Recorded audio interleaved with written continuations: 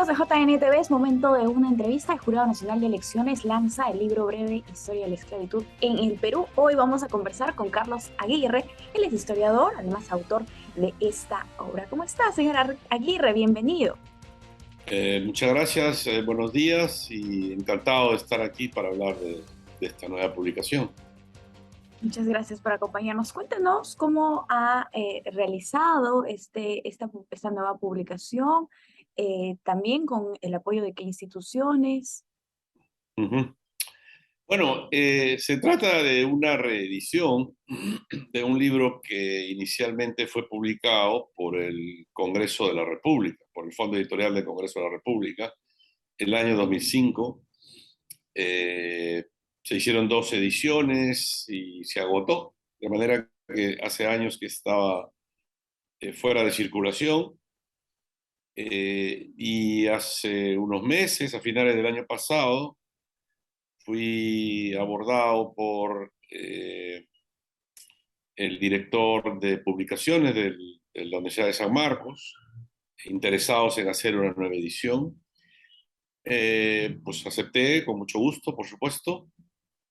Y luego San Marcos, el Fondo Editorial de San Marcos, que tiene, entiendo, un acuerdo para coeditar libros con el Jurado Nacional de Elecciones. Pues ambas instituciones iniciaron el proceso de diagramación, corrección, redacción, en fin. Eh, y el libro acaba de aparecer hace 3 días. Ha quedado muy bien, estoy muy contento. Qué Y bueno, señora Aguirre. Ahora, si podemos hablar un poco de su contenido, si usted nos puede comentar cuándo comenzó la esclavitud en nuestro país. sí, bueno, debo decir que es un libro que aspira a ofrecer una síntesis de la historia de la esclavitud en el Perú, que es un fenómeno muy complejo. Es un libro introductorio, digamos, basado en parte en investigación mía y en parte en los aportes de otros historiadores, ¿no? Yo había escrito años antes otro libro más extenso sobre un periodo específico, que es las décadas finales de la abolición perdón, las décadas finales de la esclavitud. Eh, la esclavitud llegó al Perú con la conquista, ¿no? Con la conquista española.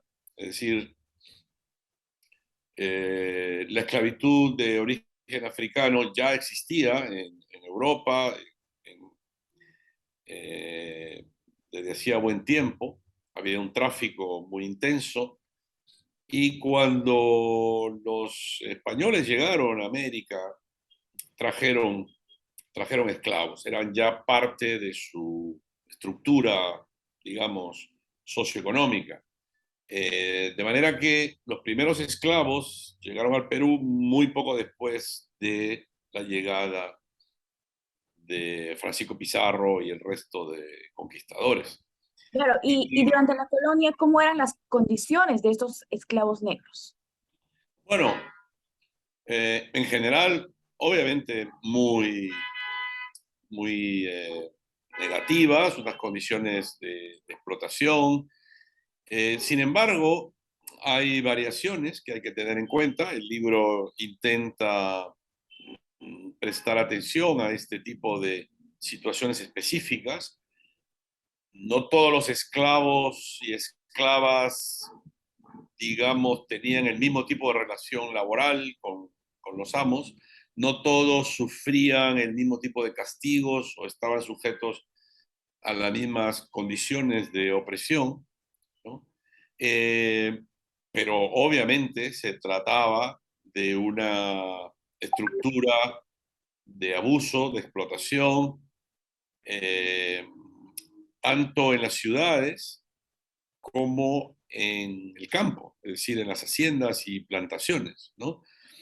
La otra cuestión que hay que tener en cuenta es que la población esclava era muy diversa, de manera que tampoco se puede generalizar y hablar de los esclavos como si fuera un grupo homogéneo, ¿no? ¿En qué sentido era diversa, señora Aguirre? Bueno, para empezar, venían de distintos grupos étnicos y hablaban distintas lenguas. Eh, Habían diferencias de edad, de género, eh, de condición laboral, ¿no? Por poner un ejemplo, algunos trabajaban en la casa de personas muy adineradas y tenían un tipo de relación con los amos muy diferente a la de aquellos que trabajaban en una plantación de azúcar o de algodón, donde eran sometidos a largas jornadas en el campo, cortando caña o haciendo otro tipo de actividades. Incluso dentro de estos espacios había jerarquías, había esclavos que tenían, vamos a decir así, un mejor, o recibían un mejor trato, mejor alimentación, y otros eran tratados de una manera brutal, ¿no? Ujú. Sometidos a castigos.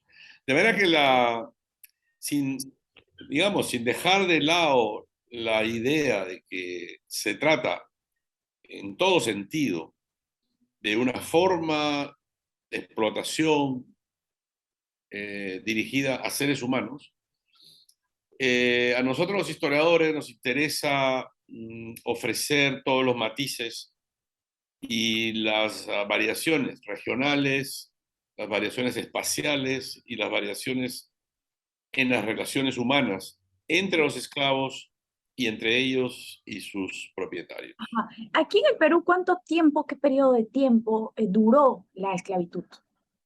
Bueno, pues duró más de 3 siglos, ¿no? Empezó muy al comienzo del siglo XVI, eh, eh, perdón, muy al comienzo del siglo XVI, duró toda la colonia y legalmente terminó en 1854, cuando el entonces presidente, el general Castilla, Ajá. emitió un decreto de abolición de la esclavitud. Claro. ¿Y cómo se consiguió abolir la esclavitud? Entendemos que es un proceso grande, extenso, amplio, seguramente de muchas luchas, como se consigue todo en nuestro país, en nuestra región. ¿Podría explicarnos brevemente, por favor? Sí, claro.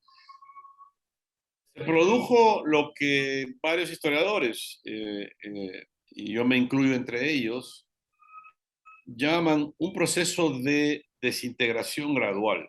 Es decir, no ocurrió de la noche a la mañana, no ocurrió con un decreto que cambió las cosas de manera drástica, ¿no? Eh, Había ya una larga tradición de lucha y de resistencia por parte de los esclavos que podían acceder a la libertad, además, a través de una serie de mecanismos. Por ejemplo, podían comprar su libertad si tenían la capacidad de reunir el dinero. Otros se fugaban, ¿no? De las haciendas o de las casas y Ajá. vivían una vida precaria, pero vamos a decir así, más autónoma. Viene luego el periodo de independencia, que genera una serie de cambios legales. Claro. Eh, Hay una reacción por parte de los propietarios, por parte de sectores conservadores, en contra de este proceso gradual. Se acelera el proceso de manumisión. También hay un aspecto legal que los esclavos saben utilizar muy bien. Llevan sus casos a los tribunales, no siempre reciben el veredicto a favor, pero digamos, hay una constante lucha ahí por sus Claro. derechos. Y finalmente, hay también una serie de momentos de agitación, ¿no? Hay revueltas, hay motines. En Trujillo hay una revuelta a comienzos de la década de 1850. Ujú. Pero además, la esclavitud eh, se combina con las luchas políticas de los caudillos y llega el momento en que en la guerra entre Cherique y Castilla se pone la esclavitud en el tapete y ambos emiten decretos de abolición con distintas características, ¿no? Entonces, la abolición de la esclavitud de manera legal ocurre a través de un decreto. En la práctica fue un proceso bastante Un extendido proceso, en como el todo. cual los esclavos tuvieron un protagonismo central. Señora Aguirre, y brevemente, por favor, ya para finalizar, porque lamentablemente el tiempo es corto Sí, en televisión, ¿es verdad que el Estado tuvo que pagar a los amos por cada esclavo? ¿O se dio sí, algunos casos? Sí, sí, se sí, dieron. sí. Sí, no solo pagó por los esclavos que fueron liberados, sino que pagó por esclavos que ya habían muerto, o esclavos que ya no pertenecían a los amos. Es decir, hubo un, hubo un proceso de corrupción muy, muy fuerte, en parte por la presión que ejercían los amos que querían recuperar las inversiones que habían hecho en la compra de los esclavos y de alguna manera ser indemnizados por el trabajo que ya no iban a recibir, pero también porque el Estado en ese momento contaba con una cantidad de recursos provenientes del guano que en virtud de estas componendas y estos compadrazgos, terminó por distribuir entre sectores, Claro. vamos a decir así, de las clases altas, de los propietarios, de los hacendados. Entonces, Sí. efectivamente, se indemnizó a los propietarios por cada esclavo, pero incluso se les dio más dinero porque ellos presentaban boletas de esclavos que ya no pertenecían a ellos o que ya habían fallecido. Bien, De manera sí. que hay mucho por aprender y explorar de esa. Efectivamente, señora Aguirre, qué interesante lo que usted nos comenta. Definitivamente tenemos que leer este libro, tenemos que conocer la historia de nuestro país. Esto es sumamente importante como ciudadanos. Nosotros estamos aquí en JN Noticias muy agradecidos con usted. Gracias. Muchísimas gracias por la oportunidad. Hasta luego. Hasta otro momento. Gracias. Nosotros vamos a hacer una pausa. Volvemos.